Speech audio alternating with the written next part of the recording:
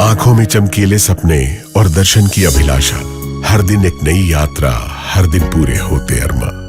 सफर का सामा, भोजन की सुविधा, ठहरने की व्यवस्था, दर्शन करते शीश नवाते श्रद्धालु, और ये सब कुछ निःशुल्क, आदर से, सम्मान से। मुख्यमंत्री तीर्थ योजना के अंतर्गत 40,000 वृद्ध श्रद्धालुओं ने निःशुल्क यात्रा की। आस्था का ये सफर प्रतिदिन जारी है।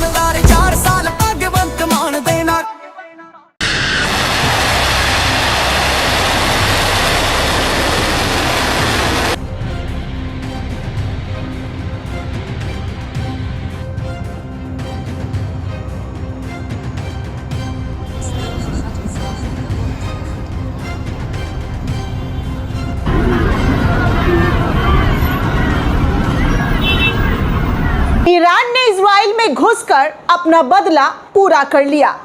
आपको बता दूं दोस्तों कि ईरान ने अपना एक एक बदला चुन चुन कर इजराइल में जो तबाही और बर्बादी मचाई है उसका जीता जागता तस्वीर आपको एक एक करके दिखाऊंगी कि कैसे ईरान ने तेल और गैस का बदला इजराइल के हाइफा शहर में जो बमबारी की है, जो रिफाइनरी पर अटैक किया है, पूरी तरीके से मिट्टी में मिला दिया गया है उस जगह को। ये तमाम तस्वीरें एक एक करके आपके सामने रखने वाली हूं और भी बड़ी खबरें आपको बताऊंगी। ईरान इजराइल अमेरिका वॉर अब कहां और किस मोड़ पर आकर पहुंच चुका है। जंग का 18वां रोज और 18वें रोज भी भारी तबाही और बर्बादी देखने सुनने को मिली है दोस्तों। आज 19वां रोज है, लेकिन 18वें रोज तक रात तक, जी हाँ, रात तक जो तबाही दिखी है और जितनी भी बड़ी खबर जानकारी सामने आई है वो सब कुछ एक एक करके आपकी स्क्रीन पर दिखने वाला है दोस्तों। वीडियो को आखिर तक जरूर देखिएगा, साथ ही साथ चैनल को ज़्यादा से ज़्यादा लाइक, शेयर और सब्सक्राइब करना बिल्कुल भी ना भूलें। दोस्तों, ईरान के अंदर आप सभी को पता है कि इजराइल ने भारी तबाही मचाई थी। ईरान के टॉप लीडरों को ख़त्म किया, साथ ही उनके गैस और तेल रिफाइनरी पर भयानक तरीके का हमला किया। अमेरिका ने इस हमले से खुद को अलग कर लिया और कहा कि उसे इस हमले के बारे में जानकारी नहीं है और आगे के बारे में आश्वासन दिया गया कि ऐसा कोई भी, जी हाँ, उनके किसी भी इन्रिचमेंट पर हमला नहीं किया जाएगा, किसी भी ऑयल या गैस रिफाइनरी पर कोई अटैक नहीं होगा। लेकिन ईरान कहाँ रुकने वाला था? ईरान ने कसम खाई थी, ईरान ने साफ कहा था कि वो अपना हर बदला सूद समेत वापस लेगा। और पहली तस्वीर स्क्रीन पर आप देखिए कि इजराइल के हाइफा शहर की तस्वीर है, जहाँ पर इजराइल का सबसे बड़ा, जी हाँ, सबसे बड़ा कहा जा रहा है कि गैस उत्पादन जो था उस जगह पर, तेल रिफाइनरी जो था उस जगह पर भयंकर तरीके की तबाही मचा दी है। जी हाँ, भयंकर तरीके की तबाही मची है। आप साफ तौर पर इन तस्वीरों में देख सकते हैं।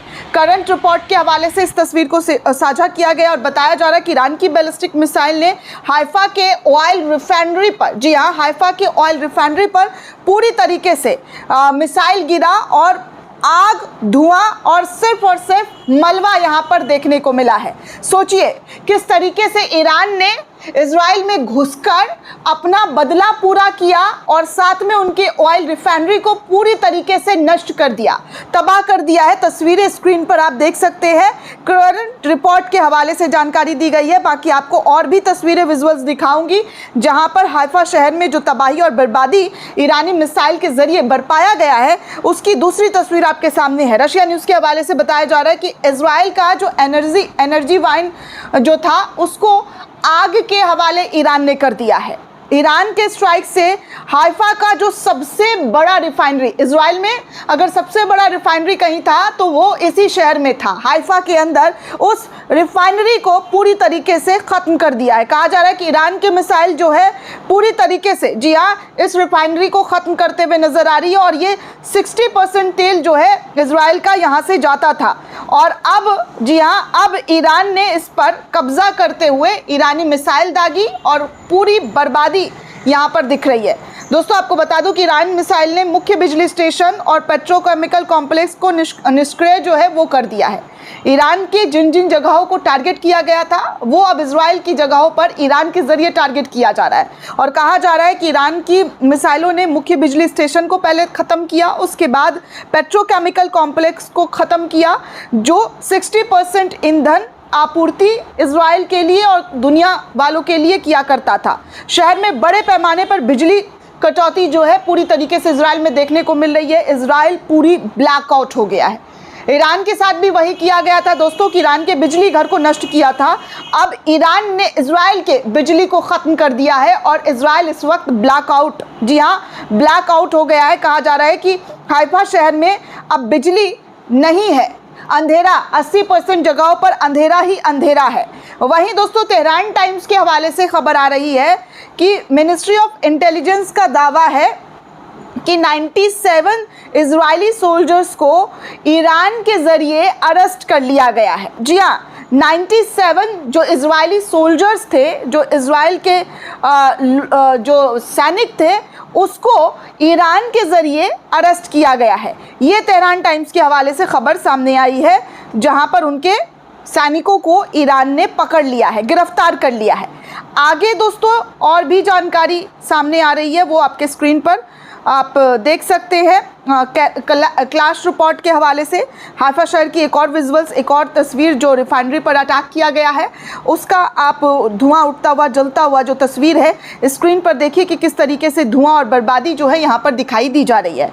वहीं दोस्तों आपको बता दूं कि ईरान ने दिन दहाड़े मिसाइल लॉन्च किया है। जी हाँ, खबर ये भी आ रही है कि ईरान ने दिन दहाड़े मिसाइल लॉन्च किया और निशाने पर सीधा इजराइल और यूएस के कई ठिकाने हैं।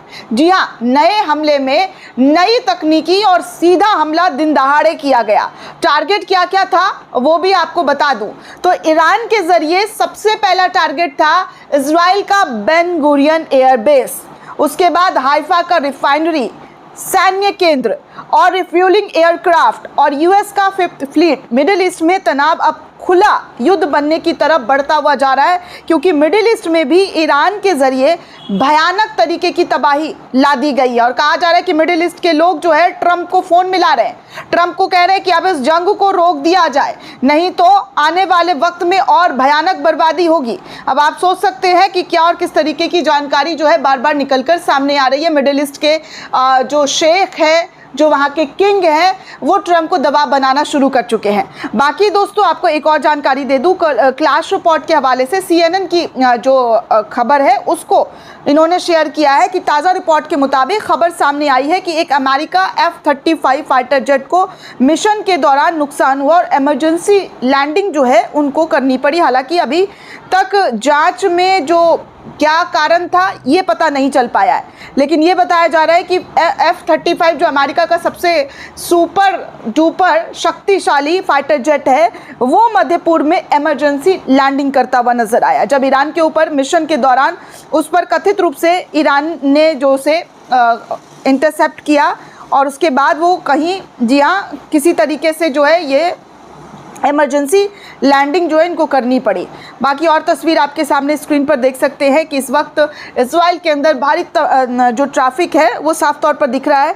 इजराइल का जेरूसलम जो है वो पूरी तरीके से सायरन और ट्रक गाड़ियां तमाम जो है यहाँ पर फंसा हुआ स्टक हो गया है क्योंकि आप साफ तौर पर देखेंगे तो लोग जो है इजराइल को छोड़ने के लिए काफ़ी बड़ी तादाद में निकलते हुए नज़र आ रहे हैं क्योंकि हालत बद से बदतर हो रहा है। और इन हालातों को देखते हुए जिस तरीके का लगा था कि इजराइल जो है सब कुछ सही कर देगा, इजराइल में कुछ नहीं होगा, वो सब एक भ्रम था और उस भ्रम जाल को ईरान ने तोड़कर जो बर्बादी की है उसका नतीजा सड़कों पर आप साफ तौर पर देख सकते हैं कि कुछ समय पहले सायरन बजने पर यरूशलेम की सड़कों पर जो है हादसा हुआ और बड़ी ट्रैफिक जो है वो साफ तौर पर देखने को मिल रही है। लोग अफरा तफरी का माहौल है और लोग छोड़ के भी इजराइल को जा रहे हैं दोस्तों, कि इजराइल में अब ज़्यादातर लोग जो है रुकना नहीं चाह रहे हैं, प्लान कर रहे हैं, ऐसी भी रिपोर्ट सामने आ रही है। बाकी आप देख सकते हैं कि F-35 जो है वो किस तरीके से ईरान के मिसाइल के ज़रिए स्टक किया गया जिसको इमरजेंसी लैंडिंग करते हुए वहाँ से निकाला गया।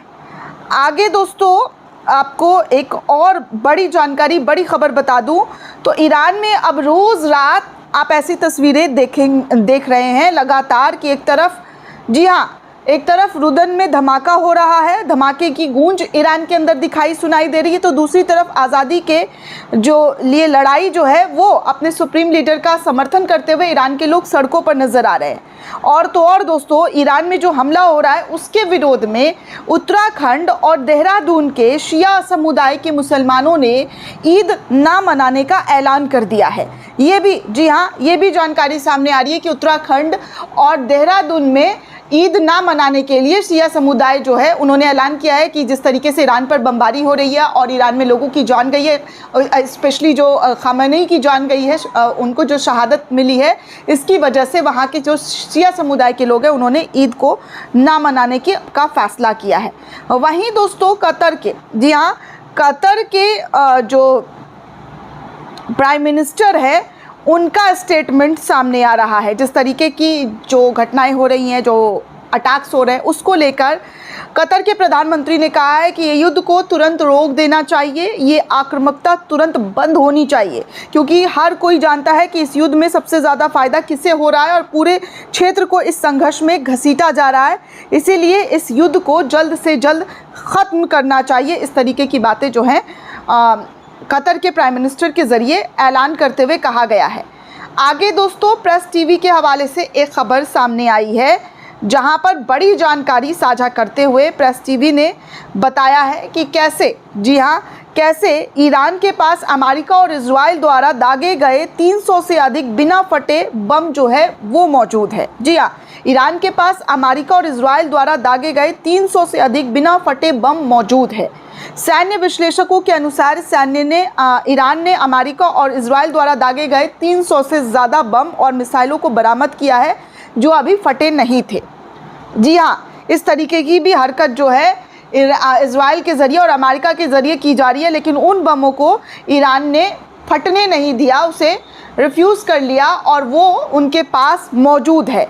ऐसी जानकारी निकलकर सामने आ रही है। वहीं दोस्तों आपको बता दूं कि तुर्की के विदेश मंत्री का स्टेटमेंट आया है। हाकन फिदान ने इजराइल पर निशाना साधते हुए साफ तौर पर कहा है, इजराइल अब गजा की तरह लेबनान में भी जो है कब्जा और तबाही की नीति लागू करना चाहता है। इजराइल के विस्तारवादी कदमों को रोका जाना चाहिए।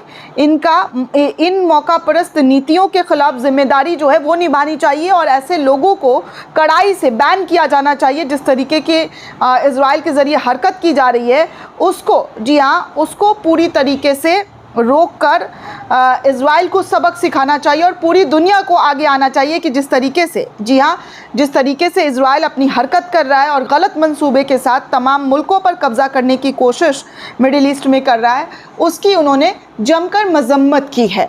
आगे दोस्तों जाते जाते एक आखिरी और बड़ी जानकारी दे दूं। क्लैश रिपोर्ट के हवाले से एक वीडियो फुटेज आया है। उस वीडियो फुटेज में बताया जा रहा है कि ईरान के IRGC ने एक वीडियो जारी किया है जिसमें कथित तौर पर दिखाया गया है कि ईरान के ऊपर एक अमेरिका का F-35 जेट जो है उसको निशाना बनाया गया था और इसमें, जी हाँ, इसको लेकर कहा जा रहा है कि उन्होंने उसको पूरी तरीके से ख़त्म कर दिया है, तबाह कर दिया है। आप साफ तौर पर देख सकते हैं कि एक वीडियो रिलीज़ किया है ईरान के कमांडर्स के ज़रिए और बताया जा रहा है कि हमने उनके मंसूबों को पूरी तरीके से ध्वस्त कर दिया, जैसा कि मैंने अभी आपको कहा था। लेकिन जाते जाते एक वीडियो रिलीज़ हो गई और उस वीडियो के बारे में भी जानकारी दी गई कि हमने उन वीडियो को, जो अमेरिका का F-35 जेट है, उसको हमने मार गिराया है। वो पूरी तरीके से क्षतिग्रस्त हो गया है, जिसे इमरजेंसी लैंडिंग किया गया है। दोस्तों ये पूरी रिपोर्ट आपको कैसी लगी हमें कमेंट करके ज़रूर बताइएगा। साथ ही साथ चैनल को ज़्यादा से ज़्यादा लाइक, शेयर और सब्सक्राइब करना बिल्कुल भी ना भूलें। शुक्रिया दोस्तों।